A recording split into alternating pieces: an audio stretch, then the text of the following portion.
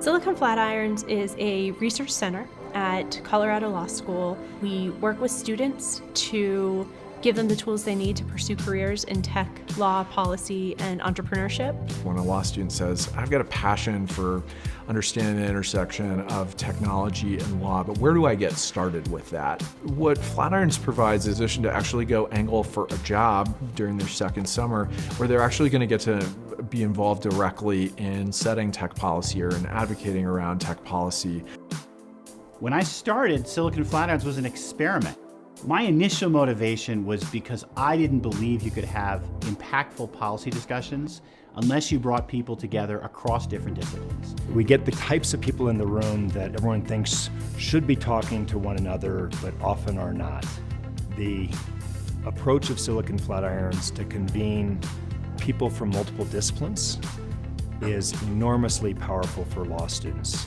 Our reputation is really nationwide. It also attracts lots of really interesting and talented speakers and panelists to come to our events. They get to work with attorneys, they get to work with policymakers at the intersection of all these issues. And it is centered around people who are wanting to engage with students. One of the great joys of my profession is talking to people who are really early in their careers and helping them get excited about what you're excited about.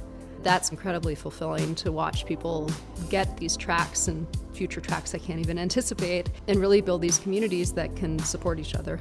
It's really meaningful that people have found this to be a source of connection, a place of intellectual honesty, and looking at issues through a number of lenses. The issues are only getting closer together. We're continuing to invest to create that sense of long-standing community.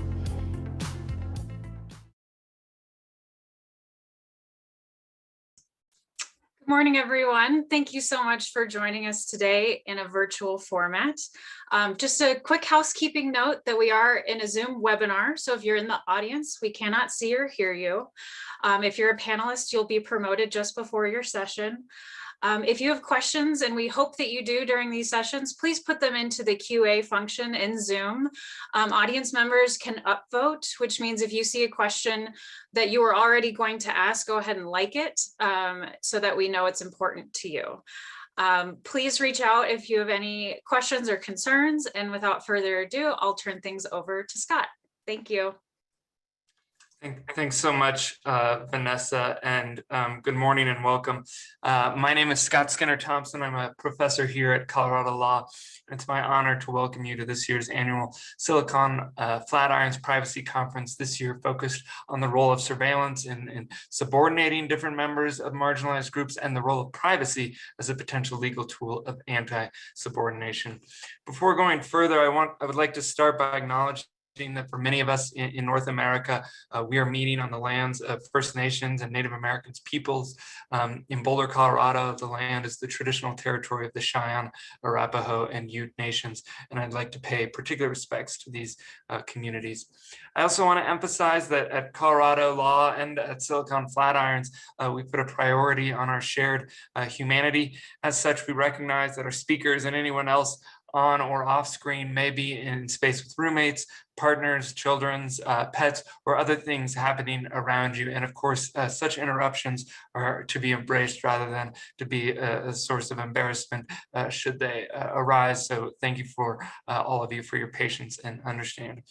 At the outset, I also want to thank the simply tremendous information technology professionals here at Colorado Law who make not just conferences like this possible, but the entire law school function, particularly during the pandemic. I feel very confident when I say that they are some of the best professionals and best people around. In particular, thank you to John Sabray, Teresa Coverly, and Lionel Wynn, among others.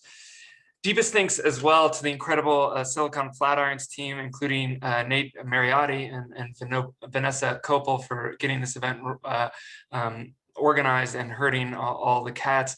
This event couldn't happen without their efficient organization.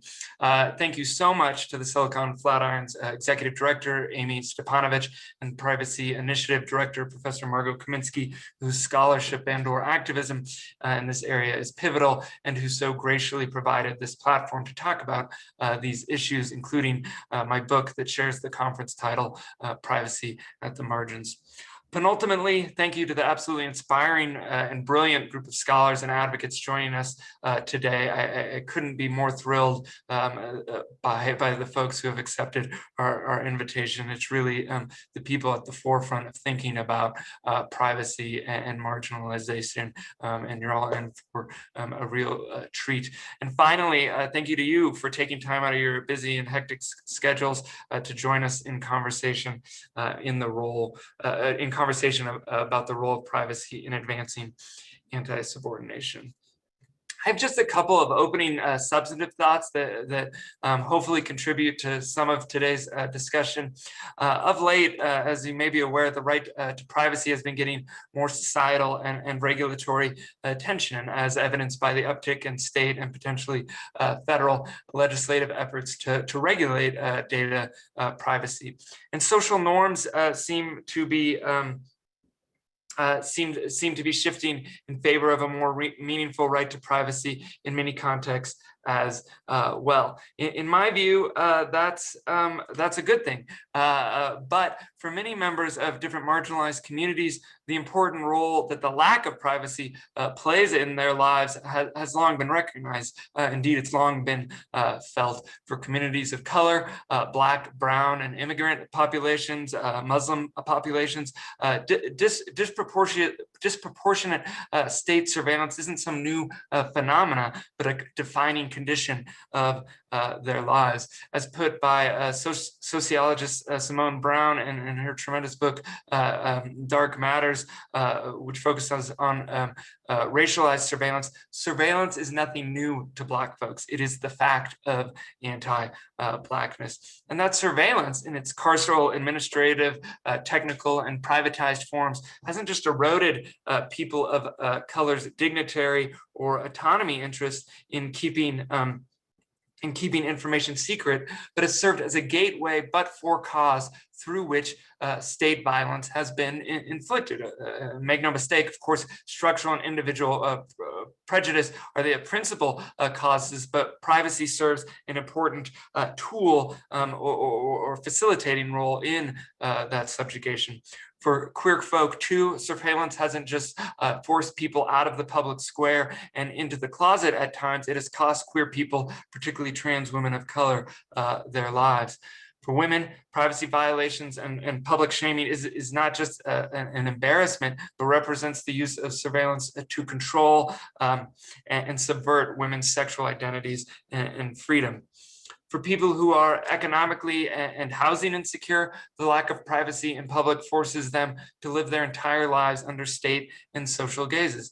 If an act is banned in public space, for the homeless, it amounts to a total and complete ban because they have no private space in which to perform the action. So privacy for the homeless is a critical first order right that ensures that a whole host of embodied acts, including the most basic and intimate, are able to be performed at all.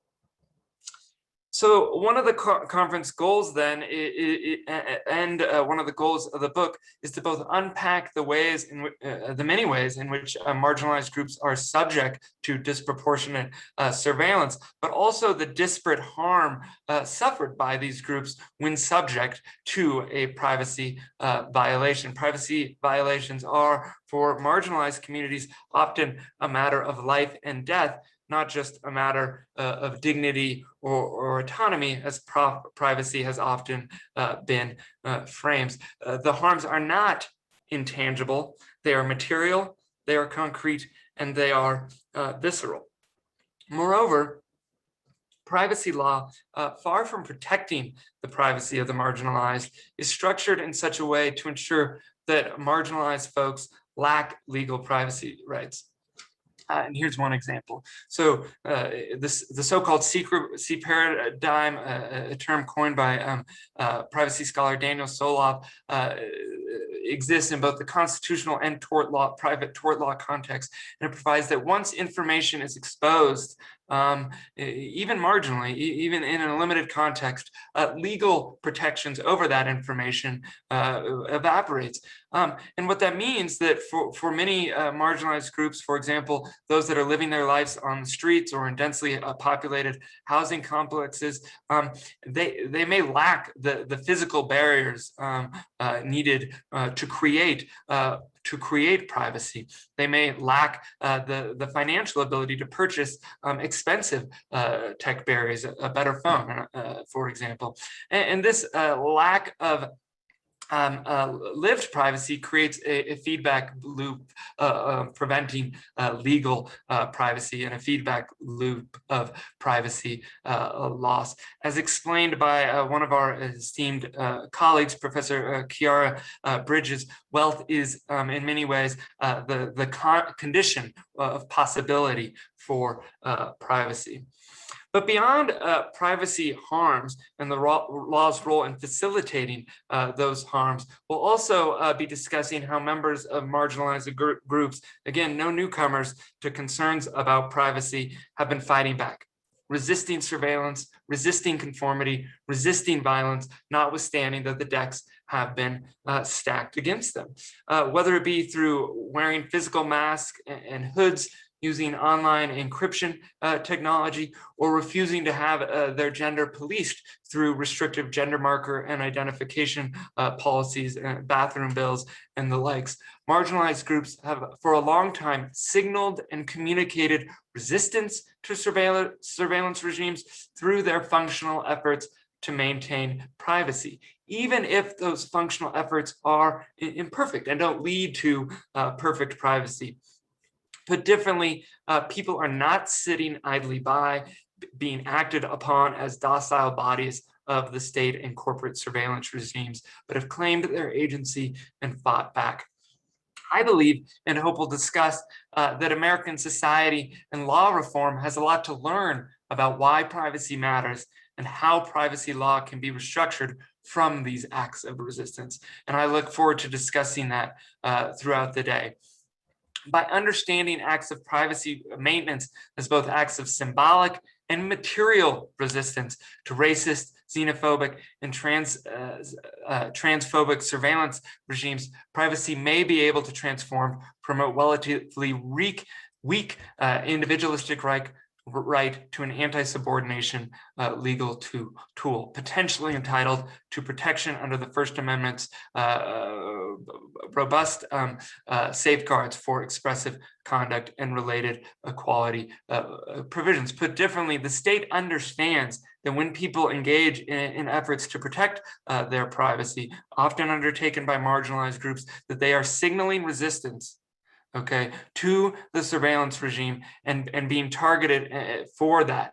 And that kind of targeting under First Amendment doctrine is, in my impermissible. You cannot target people for their speech. And I think understanding privacy as a form of resistance potentially has both doctrinal payoffs and discursive payoffs in how we think about privacy, because it transforms privacy from being an inward-looking right, an individualistic right, to an outward-facing right that's embarked on by many marginalized groups as a tool of symbolic resistance and as a tool to reclaim public space for their communities.